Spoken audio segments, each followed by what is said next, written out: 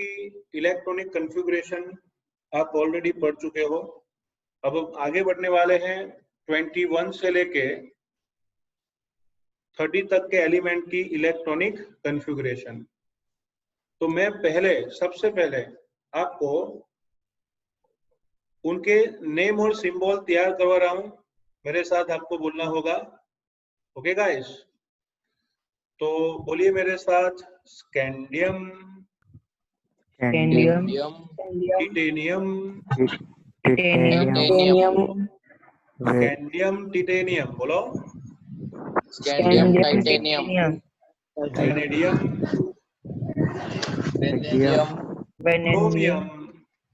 Chromium, chromium, manganese.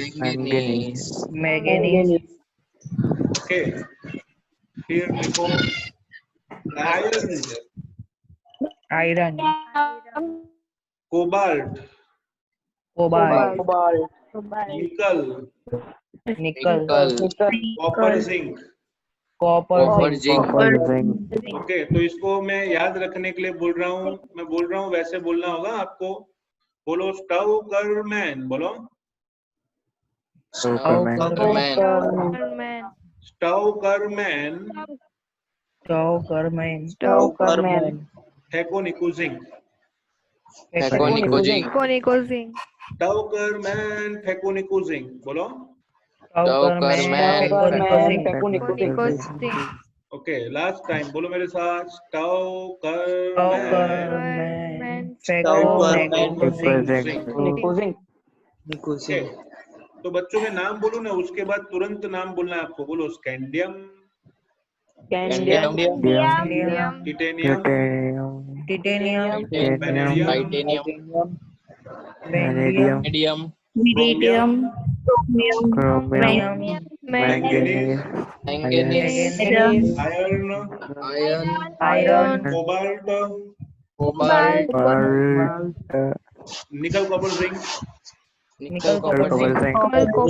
बस just listen. अब मैं बोल रहा हूँ वैसे घर से प्रैक्टिस करना। ओके, प्रैक्टिस कैसे करेंगे?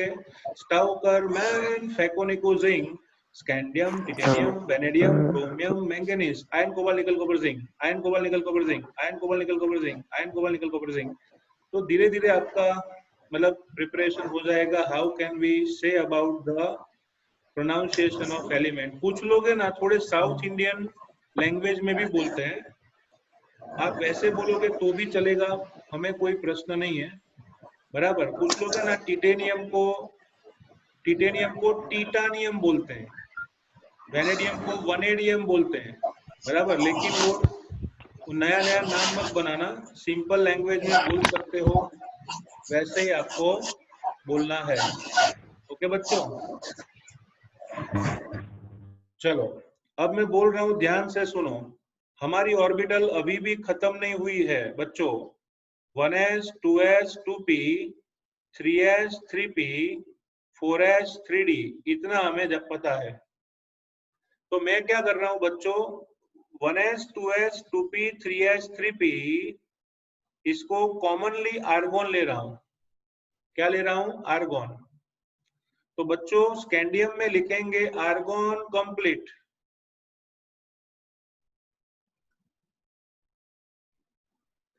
यहां स्कैंडियम में लिखेंगे आर्गोन कंप्लीट। ओके, 18 इलेक्ट्रॉन आ गए। फिर कौन सी ऑर्बिटल है आर्गोन के पीछे? 4s और 3d। तो बच्चों यहां लिखेंगे आर्गोन कंप्लीट। ये बॉक्स है बच्चों 4s ऑर्बिटल, और पीछे वाला बॉक्स है 3d ऑर्बिटल। डी ऑर्बिटल की डिफरेंट 5 टाइप्स होती है। ओके, सो ऐसे शो करना है आर्गोन कंप्लीट। फिर ऑर्बिटल कौन सी होगी? 4s, और पीछे ऑर्बिटल कौन सी आएगी? 3d। चलो मैं आपको एक प्रश्न पूछता हूं, प्रश्न पहले समझिए। आपको 3d और 4s का एनर्जी लेवल देख के प्रश्न नहीं हुआ? मैं ड्रॉ करता हूं तब तक एक क्वेश्चन छोड़ रहा हूं जो इस लेक्चर के अंत में मैं समझाने वाला हूं। आपको सोचना यह है कि 4s की एनर्जी 3d से कम कैसे हो सकती है। प्रश्न समझ में आया? 4s की एनर्जी 3d से कम कैसे हो सकती है,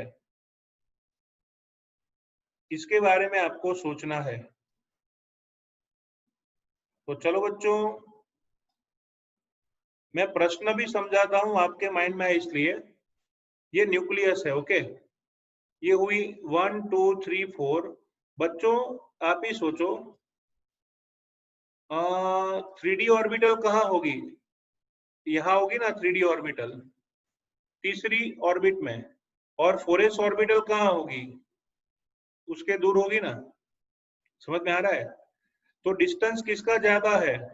4s का। डिस्टेंस किसका कम है? 3d का।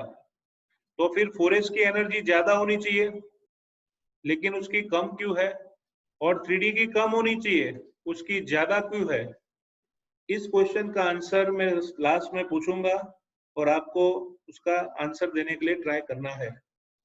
तो बच्चों यहाँ कोई नई चीज पढ़ानी नहीं है मेरे को। आप देख सकते हो स्कैंडियम में 21 इलेक्ट्रॉन होते हैं, तो 18 तो आर्गोन ने ले लिए। चलो हाउस पाउली हुन रूल अप्लाई करते हैं। आर्गोन 18, फिर आएगा बच्चों 19 20 21। क्या आया? 19 20 21। तो कॉन्फ़िगरेशन ऐसी होगी 4s2 3d1। तो इसको मैं लिख सकता हूं आर्गन कंप्लीट 3d1 4s2।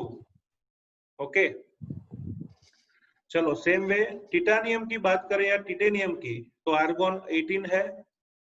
चलो मैथमेटिक्स पक्का है ना आपका? 4s में 2 इलेक्ट्रॉन, फिर 20 हुए 18 के बाद, 18 19 20 21। पेयरिंग करूं या बगल में रखूं?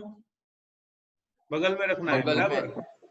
तो क्या लिखेंगे? नहीं नहीं, अभी नहीं, थोड़ा करो इंतजार, मतलब पेयरिंग होगा नहीं। तो हो गया। क्या लिख सकते हैं बच्चों? आर्गोन कंप्लीट 3d2, डी में 2 इलेक्ट्रॉन और 4s2, पूरा मैथमेटिक्स है। वेनेडियम 18 19 20, नहीं नहीं, अभी नहीं, थोड़ा करो इंतजार, मतलब 3 अनपेड इलेक्ट्रॉन आ गए। तो कॉन्फ़िगरेशन क्या होगी? Argon complete 3d3 4s2। चलो क्रोमियम की बात करें तो क्या होगा बच्चों? Argon complete 18 19 20 21 22 23 24। तो बच्चों argon complete, okay, 3d4 4s2 होना चाहिए। मैं बोल रहा हूं होना चाहिए, मैं वापिस बोल रहा हूं होना चाहिए, मतलब 3d4 4s2 होना चाहिए, लेकिन होगा नहीं। पता है क्यों? क्योंकि 3d5 D5 कोई 4s1 भी ऑर्बिटल 4s1 3d5 कोई भी ऑर्बिटल अगर टोटली ब्लैंक है, या फिर हाफ फील्ड है, या फिर टोटली फील्ड है, तो उसकी स्टेबिलिटी ज्यादा होती है। कोई भी ऑर्बिटल अगर हाफ फील्ड है, टोटली फील्ड है, या टोटली ब्लैंक है, तो उसकी स्टेबिलिटी ज्यादा होती है। तो आप देख सकते हो बच्चों, यहाँ डी ऑर्बिटल में D4 कॉन्फ़िगरेशन है। D4 कौन सी है? D4। तो D4 जो है वो D5 से नजदीक है। Okay, D4 is near to D5। दूसरी एक बात ये है कि 4s और 3d की एनर्जी में बहुत बड़ा डिफरेंस नहीं है। 4s और 3d में बहुत बड़ा डिफरेंस नहीं है। तो बच्चों यहाँ पे आप देख सकते हो,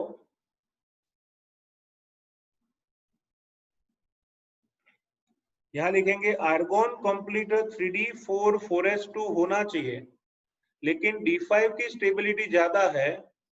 तो ये जो 4s का इलेक्ट्रॉन है वो एनर्जी ऑक्यूपाई करके जंप लगा के 3d में आ जाएगा। तो होना चाहिए 3d4 4s2, लेकिन होता है 3d5 4s1। क्यों? क्योंकि हाफ फील्ड ऑर्बिटल की स्टेबिलिटी सबसे ज्यादा है, और इसीलिए क्रोमियम की इलेक्ट्रॉनिक कॉन्फ़िगरेशन एक्सेप्शनल केस कहा जाता है। जनरली 2 मार्क्स में क्वेश्चन भी पूछते हैं कि explain the electronic configuration of chromium is non ideal. तो ऐसे समझाना है कि जेन्युइनली होना चाहिए 3d4 4s2, लेकिन दोनों की एनर्जी में डिफरेंस बहुत कम है, इसलिए to obtain more stability electron of 4s orbital jumps into 3d orbital and gives 3d5 4s1। Okay, चलो वापिस आ जाओ अपनी रिदम में। मैंगनीज 25 है ना, तो क्या लिखेंगे 18 19 20 21 22 23 24 25। तो बच्चों कॉन्फ़िगरेशन आएगी argon complete 3d5 4s2। Okay, तो यहाँ पे क्रोमियम की इलेक्ट्रॉनिक कॉन्फ़िगरेशन एक्सेप्शनल केस वाली है।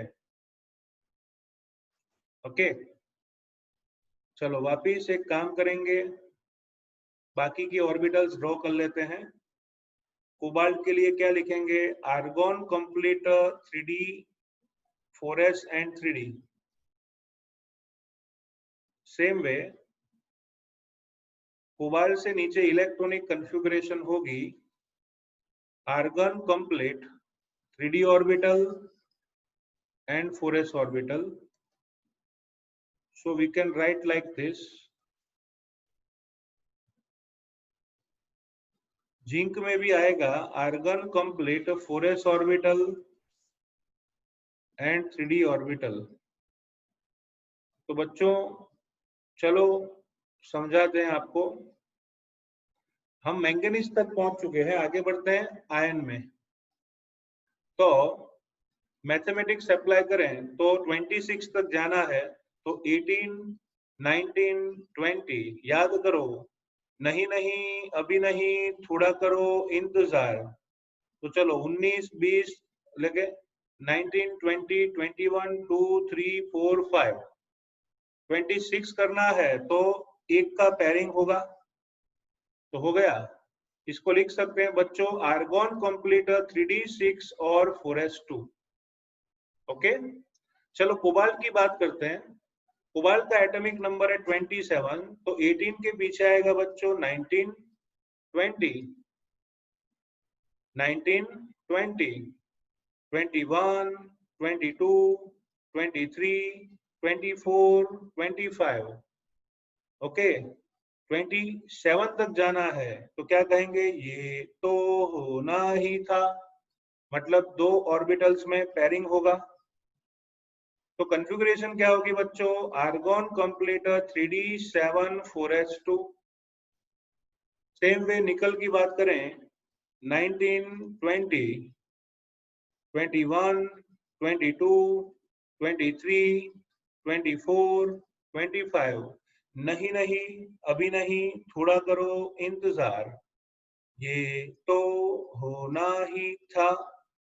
तो 5 इलेक्ट्रॉन अनपढ़ थे और फिर पेयरिंग कर दिया 3 का, तो हो गया 28। तो कॉन्फ़िगरेशन क्या होगी, argon complete 3d8 4s2। Okay, चलो आगे बढ़ते हैं कॉपर की ओर, तेरी और तेरी कॉपर की ओर। 29 करना है तो क्या लिखेंगे, 19 20 21 22 23 24 25। अब तक कुछ नहीं हुआ। ओके, ये तो होना ही था, गिनिए मेरे साथ 26 27 29 28 29। तो बच्चों कॉपर की इलेक्ट्रॉनिक कॉन्फ़िगरेशन होनी क्या चाहिए, 3d9 4s2 होना चाहिए। कितना होना चाहिए, 3d9 4s2। लेकिन अभी अभी आपको बताया कि कोई भी d ऑर्बिटल टोटली ब्लैंक हो, हाफ फिल्ड हो कि फुली फिल्ड हो, इट अटेन्स मोर स्टेबिलिटी, उसकी स्टेबिलिटी कैसी होती है, ज्यादा। और इसलिए 4s मन का सच्चा दिल का अच्छा अपना एक इलेक्ट्रॉन 3d को दे देगा। तो कॉपर में ये जो इलेक्ट्रॉन है वो जंप लगा के सीधा 3d में जाएगा। तो होना चाहिए क्या, 3d9 4s2, लेकिन होता है क्या, 3d10 4s1। और इसलिए कॉपर की कॉन्फ़िगरेशन को नॉन आइडियल इलेक्ट्रॉनिक कॉन्फ़िगरेशन कहा जाता है। ओके, और लास्ट में 30 तो चेक कर लो, 18 तो आर्गोन में है ही, 19 20 21 22 23 24 25 26 27 28 29 30। तो जिंक का एटॉमिक नंबर क्या हुआ बच्चों, 30। तो argon complete 3d 4s2 3d10 हो गया ना। तो ये हुआ 21 to 30 की electronic configuration, 3d10 4s2। Understood.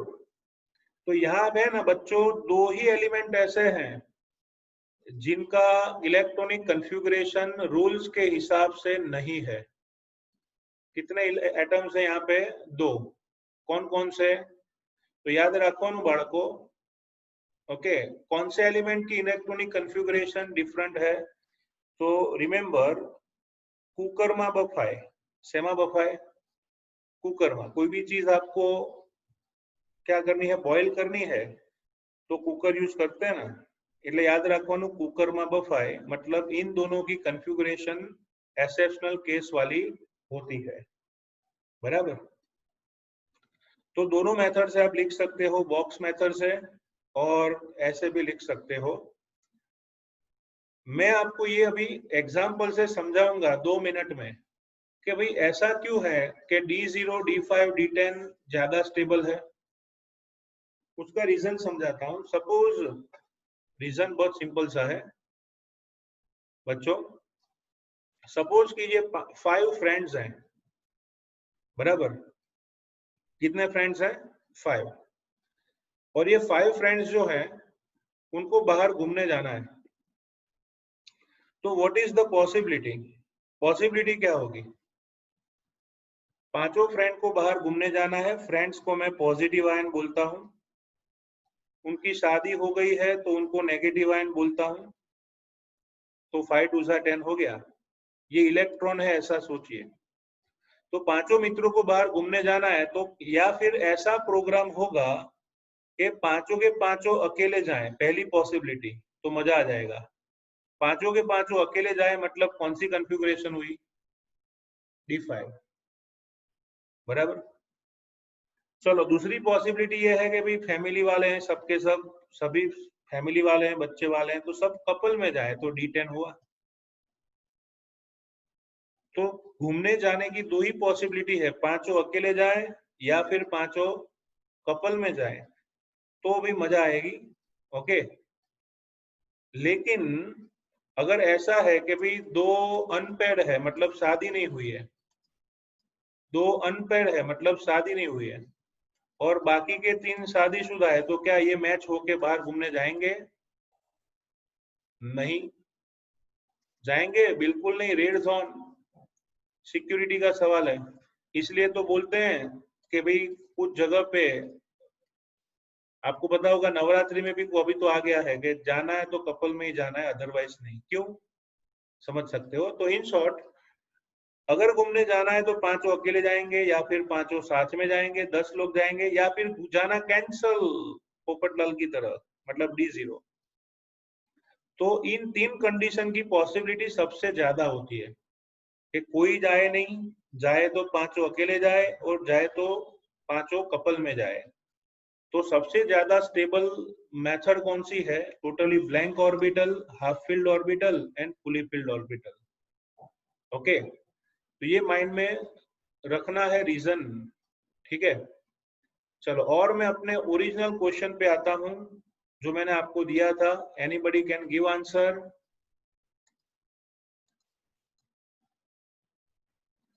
मेरा प्रश्न ये था बच्चों कि आप देख सकते हो 4s ऑर्बिटल जो है, क्वेश्चन ऐसा था कि 4s ऑर्बिटल 3D से दूर है, दूर, तो उसकी एनर्जी ज्यादा होनी चाहिए लेकिन कम क्यों है? और 3D ऑर्बिटल नजदीक है फिर भी उसकी एनर्जी ज्यादा क्यों है? Anybody can give answer?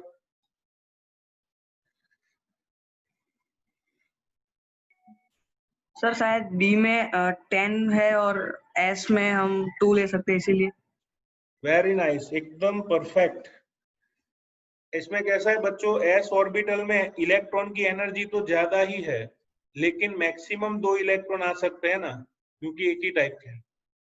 लेकिन पी और डी ऑर्बिटल में तो 10 इलेक्ट्रॉन्स हैं, मतलब 5 टाइप्स है, तो एनर्जी कंपैरेटिवली इलेक्ट्रॉन की कम होगी लेकिन क्वांटिटी ज्यादा है, और इसी वजह से एनर्जी कैसी हो गई, ज्यादा। जैसे सोसाइटी में 2 घर है, पहले घर में 2 ही लोग रहते हैं और दोनों की सैलरी, सपोज दोनों की टोटल सैलरी 1 लाख है, तो टोटल कितना हुआ, 2 लाख हुआ। लेकिन उसके बगल में 10 लोग रहते हैं और हर एक की सैलरी 25,000 है, तो एनर्जी कम होगी लेकिन क्वांटिटी ज्यादा है, तो 2.5 लाख हो गया ना। तो हम ऐसा तो कह सकते हैं कि पहले घर से दूसरे घर वालों की सैलरी कैसी है, ज्यादा। ये प्रश्न होने चाहिए क्योंकि हम समझ के तैयार कर रहे हैं, बराबर। तो कभी कभार याद रखो, जब भी ऐसा क्वेश्चन आए तो ये क्वांटिटी ऑफ इलेक्ट्रॉन से सॉल्व कर सकते हैं। Okay Akshay, very good thinking. तो बच्चों आज हमने 1 to 30 एटॉमिक नंबर, उसकी इलेक्ट्रॉनिक कॉन्फ़िगरेशन पढ़ी।